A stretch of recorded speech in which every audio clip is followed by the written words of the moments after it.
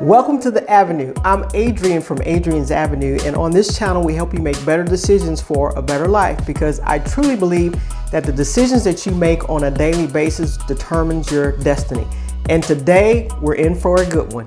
Call your nieces, call your nephews, call the young people that's getting out there and starting their career off this year or sometime in the near future, because we're going to go over some money management tips specifically for them that will help them eliminate mistakes that they would possibly make and can take money from their future.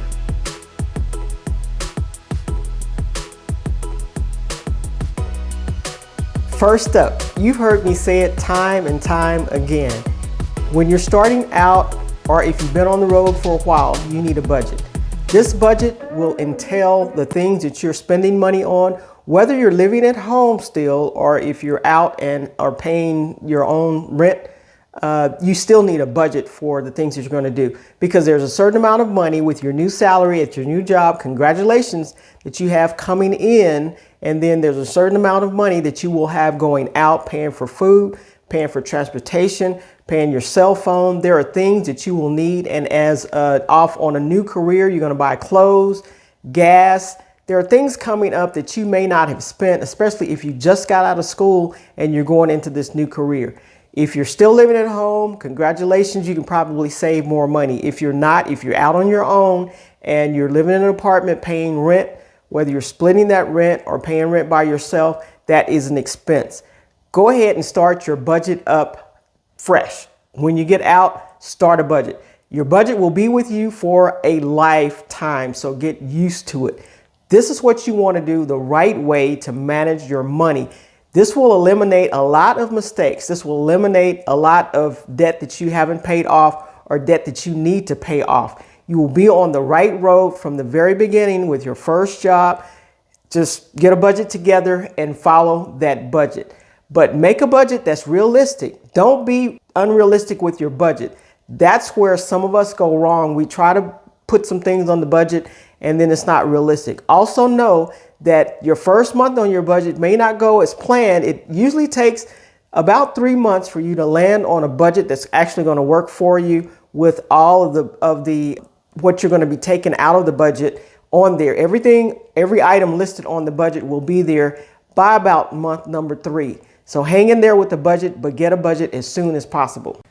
Either during your interview at your new job or meet with HR right after you get hired on, but find out if they have some type of retirement plan, such as a 401k or a 403b, that they will allow you to put money into for your retirement. I know you just started and you're not thinking about retirement, but believe me, the sooner you start putting money into these accounts, it will be in your favor. The little money that you start putting in right now will help and grow and grow and grow. And next thing you know, when you decide to either leave the company or retire, at that time that the money amount makes sense, not necessarily your age, but the money amount makes sense, you can walk away with thousands, if not hundreds of thousands, if not millions of dollars by doing this. So make the smart decision when you first get there. If they have some type of accounts like this, even if they have an IRA, or you can create your own IRA account and put money for retirement. Day one, maybe you let 1 month go by, but after that, start putting money in these accounts.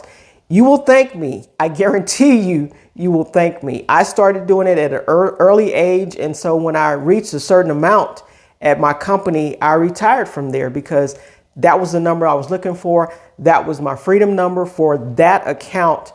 And then I could move on to something else. So this will be in your advantage. Time is on your side. Start early. And you don't even have to put a lot in if you start early, because it'll start compounding and growing and growing and growing. And next thing you know, you will have hundreds of thousands, if not millions of dollars in those accounts. If you graduated from a college and you have student loan debt, now is the time to go ahead, strategize, and start paying that student loan debt. Now, I know there are some programs out there that you can work for certain people for a certain amount of time, and they will help you with your student loan debt. But have a payment plan in place to pay that down. It's a debt that you owe. You signed on the dotted line, you got the education, and you owe the debt. So since you owe the debt, I paid mine. We didn't have programs that will help us not pay the student loan debt or get the debt relief. We didn't have that back then when I was going to school, but I paid the debt off myself because I did sign the line and said that I wanted to go to school. They granted me the school, they gave me the money, and it was up to me to pay it back. Just find a plan, whether you work for someone and they help you pay it back or you take it on yourself and pay it back. Don't ignore it. Don't delay it. Start paying it back as soon as possible, because this debt is your debt, and this is a debt that normally follows you until you get it paid off some kind of a way. It's not going to be wiped out or forgiven just because you forget about it. You know, you have to do something to get it paid off, either through a forgiveness program or through some type of program with your work schedule that you have there. But address it. Just don't not look at it. If you went to school, you got the debt, address the debt and get the debt paid off. After you address your student loan debt, hit that like button and that subscribe button so that you can stay up to date on the latest information as it becomes available to you.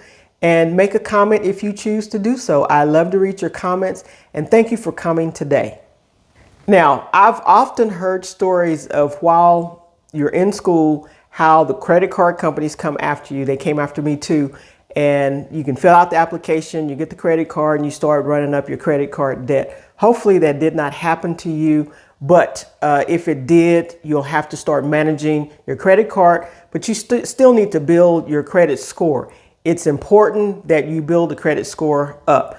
But you have to use the credit cards and manage them responsibly. And you've seen my past videos that I believe in using credit cards, but I also believe in paying them off at the end of the month. I also believe in getting the points, flying points, the money that they offer, all of that to your advantage. But don't pay interest on these credit cards. That's my belief. And so, but building your credit score up, it helped me when I was buying property, when I bought my own home, when I bought rental property. Having a good credit score is to your advantage. You don't have to be limited to just certain lenders that you can go to. You can actually seek out the best lenders, the best rates when you have a great credit score. It will be to your advantage. So make sure you're building your credit score up, doing things responsibly, paying your bills on time, not getting into too much debt. These are things that will help you build your credit score up. I'm not the expert at building credit scores up, but find someone who is, and they will talk to you about building your credit score. But don't go into debt. This is not a license to just go start buying things and going into debt just to build your credit score up. What I'm saying is, if you have a good credit score, it will work in your favor. But don't make the mistake of using credit cards alone just to build your credit score up and to get into loads and loads of debt over the credit card just because you say that you want to build your credit score up. Okay.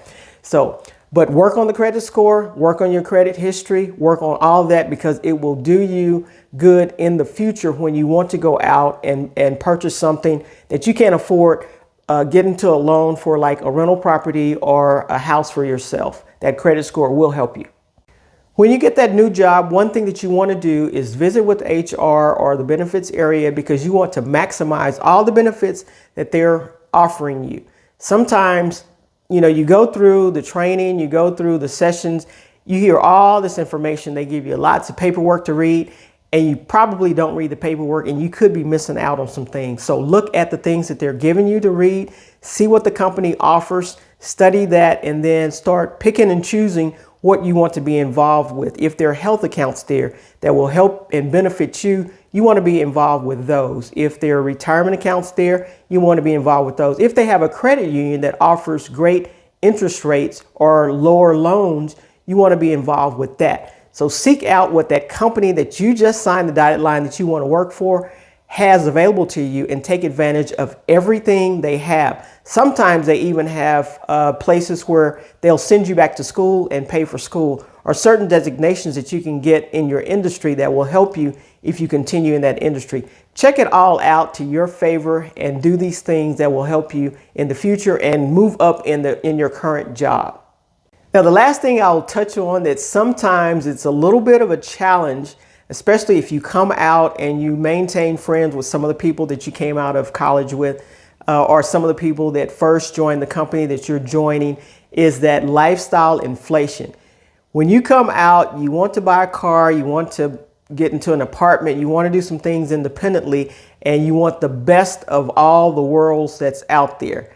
Let me just warn you, don't go into lifestyle inflation too soon. Some of your friends will probably going to be buying the hottest cars out there, the Teslas, the things that's out there that's very appealing, making them look really, really good, but they're getting into debt. You want to watch this. If you have a budget, you know how much you can spend on certain things.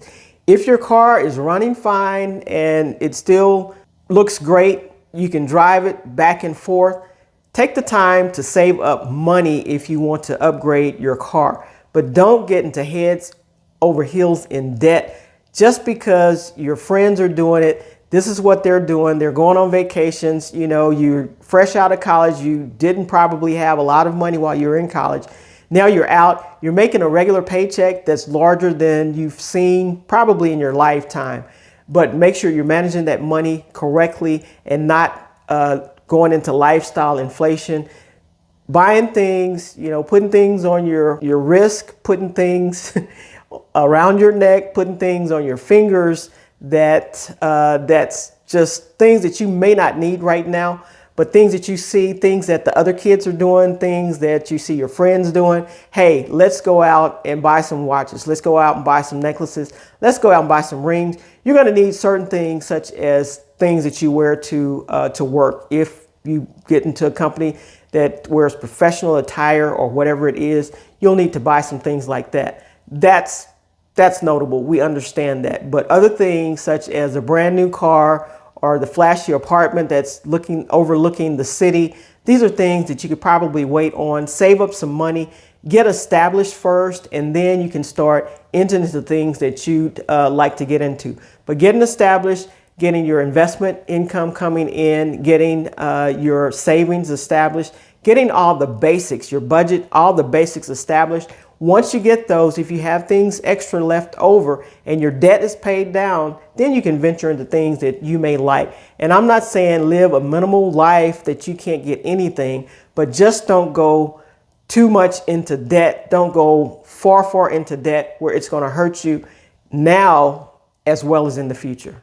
Well, there you have it. Great tips to share with your nieces, your nephews, your church members, those graduating, getting out of college, getting out of high school, getting into that first career. Go back through the video, look at it, write things down, and just follow these basic instructions, and you will thank me.